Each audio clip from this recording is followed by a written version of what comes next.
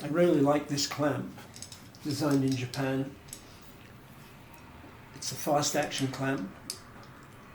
You just slide it into position. It has this tightening screw here. So,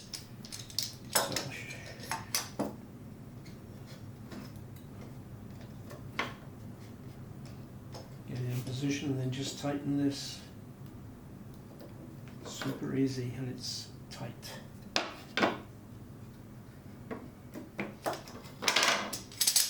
12 inches and 4 inches jaw. If you want to clamp something to your bench, tighten up, tight, and get to work. Bob's your uncle.